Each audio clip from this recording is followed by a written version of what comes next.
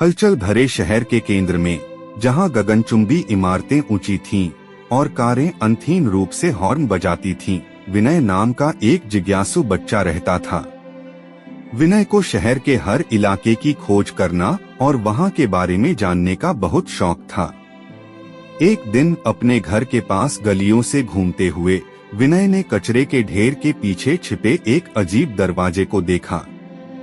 विनय की जिज्ञासा बढ़ गई। विनय ने दरवाजा खोल दिया और अंधेरे में कदम रखा। विनय जैसे जैसे आगे बढ़ता गया, उसका आश्चर्य बढ़ता गया। विनय ने देखा, दरवाजे ने जीवों से भरी एक विशाल भूमिगत दुनिया थी।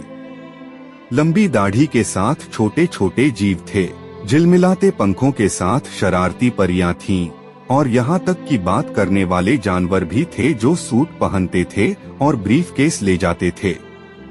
विनय और आगे बढ़ता गया और उसने पाया कि ये जीव शहर की सड़कों के नीचे सद्भाव के साथ रहते थे और शहर को सुचारू रूप से चलाने के लिए मिलकर काम करते थे।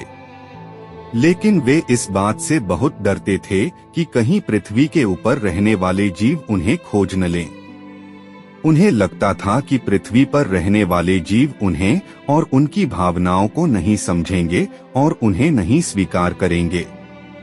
उन सभी जीवों ने विनय से अनुरोध किया कि वे उनके बारे में पृथ्वी वासियों को न बताएं। दो दुनियाओं के बीच फंसे विनय को अब एक कठिन निर्णय लेना था।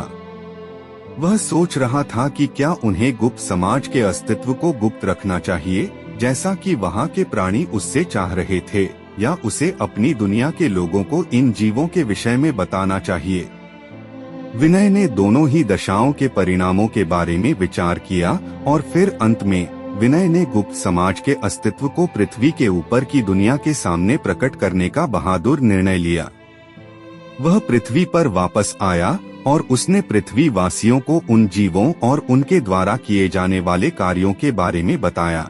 जब पृथ्वी वासियों ने उन जीवों के त्याग के विषय में सुना तो उन्होंने उन्हें सहर्ष स्वीकारने का निर्णय लिया। अब जमीन के नीचे रहने वाले ये जीव भी पृथ्वी पर आकर बस गए और सभी जीव एक साथ प्यार के साथ रहने लगे।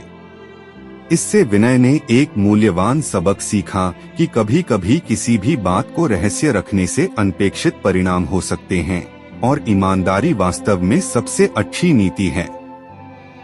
उस दिन से शहर पहले की तरह फला फूला, जिसमें मनुष्य और जीव सभी के लिए एक उज्ज्वल भविष्य बनाने के लिए कंधे से कंधा मिलाकर काम करने लगे।